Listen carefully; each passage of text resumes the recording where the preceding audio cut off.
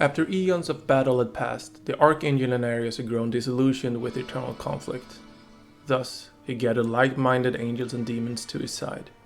Inarius altered the frequency of the World Stone, thrusting the crystal into a parallel reality, using its power to conceal it, shrouding it from the eyes of the heavens and the hells. He had shifted the massive crystal into a pocket dimension, and there, Inarius and the renegade angels and demons created Sanctuary, a world of refuge. They turned Sanctuary into a wondrous paradise where they could spend eternity in peace.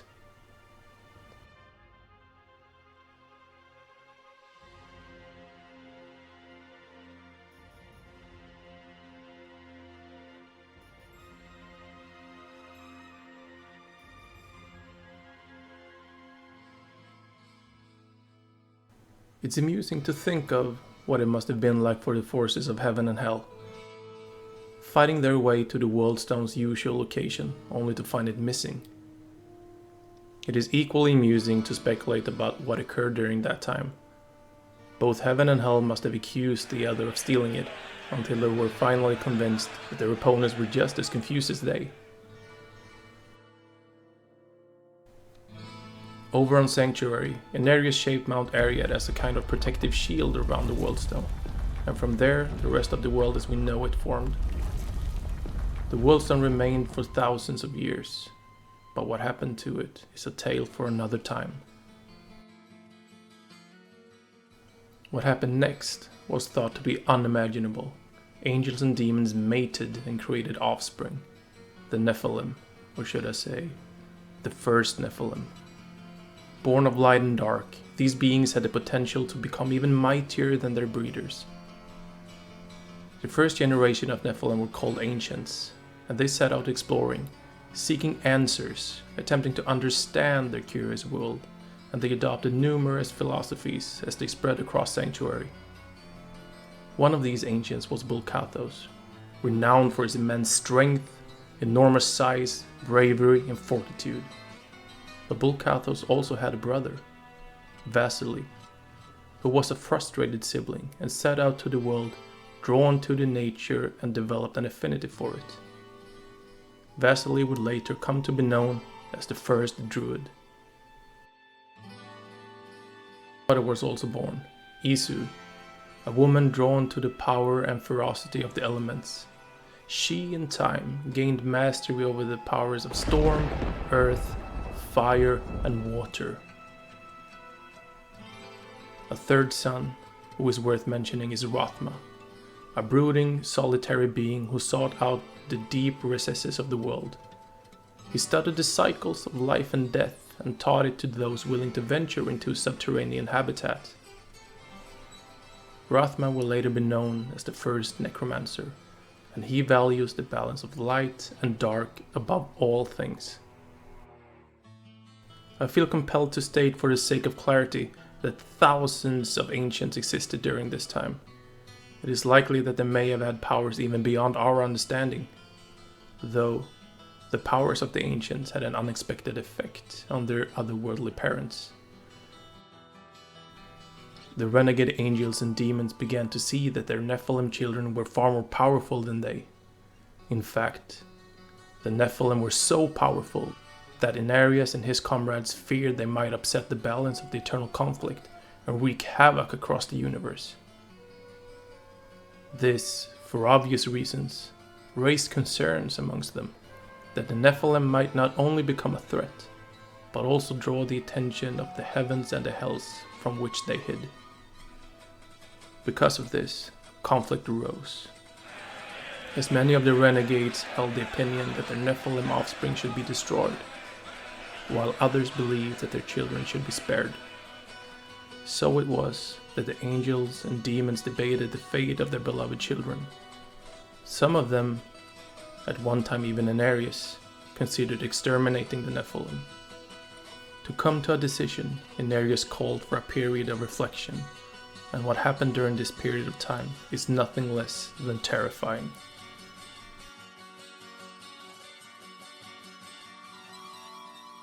Lilith, the first mother of the Nephalem, was driven into a mad frenzy by the threat of her children's extinction.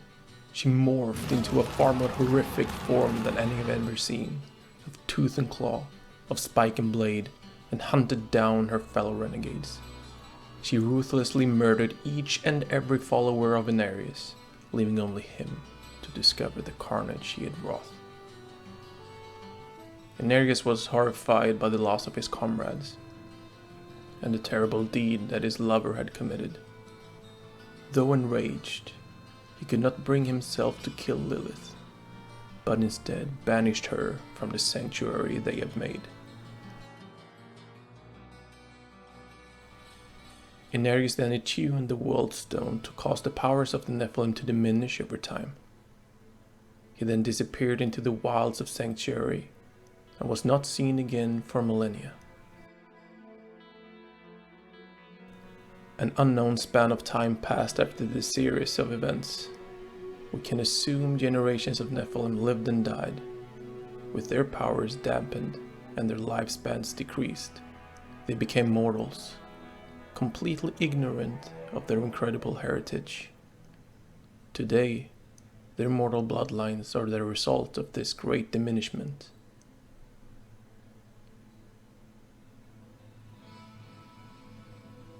Given the propensity for both good and evil in humankind, it is clear that some measure of their ancestors still resonates within them. And yet, I wonder, is it possible for humanity to evolve into something wholly extraordinary? Or are they bound to the fate of their forefathers?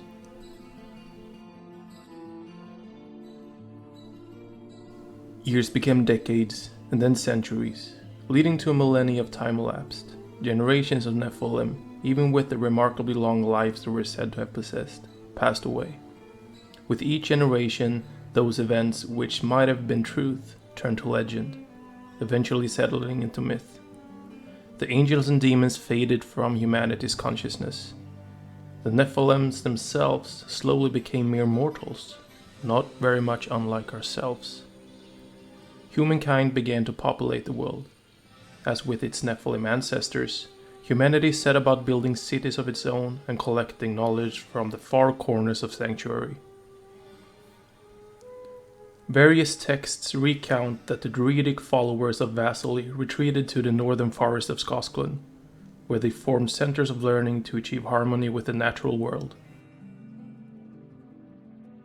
Elsewhere, priests from the cult of Rathma observed their historic rites within the vast subterranean city beneath the eastern jungles. Powerful covens of Isu witches strove to attune themselves to the world's elemental forces in their pursuit of what they deemed perfect magic. Numerous exotic religious systems also flourished during this period. The mystic Tan mage clan and the superstitious Gatsime cult practiced their beliefs in the hidden temples throughout the East. All across Sanctuary, evolving cultures and civilizations formed and embraced their own explanation for the universe and its mysteries, giving rise to two divergent views: mysticism and faith. In its simplest terms, mysticism is man's study of science and magic, the seen and unseen forces which shape the world around us.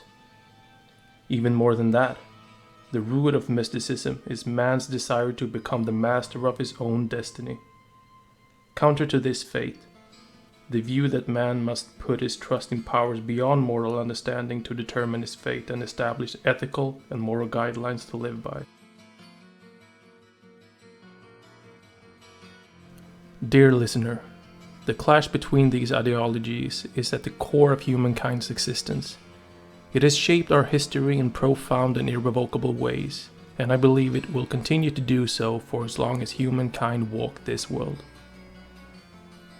As proof, we need only look to the beginning of recorded history, which was ignited by a surge in mysticism. Magic in all its forms was studied and formalized into distinct schools and discipline. In Kejan, what is now Kyrgyzstan, these schools evolved into mage clans, the most prominent of which were the Vijarai, the Ennead, and the Amuet. The Ennead was a school that focused on enchantments and transmutation of matter. Its members used practical application to affect the world around them, while the Amulet clan dabbled in illusion and strove to manipulate reality and our perception of it. It is important to note that not all members of mage clans were sorceresses. The clans were ethnically and culturally distinct societies, with their own laws, customs, artisans, and merchants. Beyond that, each clan was defined by its adherence to a particular school of magic. While only the mage caste studied this vocation, each clan's discipline nonetheless pervaded all corners of society, evidencing itself in things such as art and regional vernacular. The burgeoning power of the mage clans made their involvement in Kejistan's ruling affairs inevitable. The Al-Rakish, or Mage Council, an organization boasting members from each of the major clans, was formed to rule alongside the kingdom's monarchy and its powerful guilds. The council's leadership rotated to a different clan representative every new moon. Despite the violent feuds and deep-seated prejudice that appears to have existed among the clans, the council thrived for generations. I've read accounts that eventually the head members of the kingdom's royal line became little more than puppet rulers. True power resided with the mage clans. Sadly, this era of relative peace and stability was not to last. Man's desire to plumb the secrets of the world and the unseen realms beyond it would soon lead to calamity.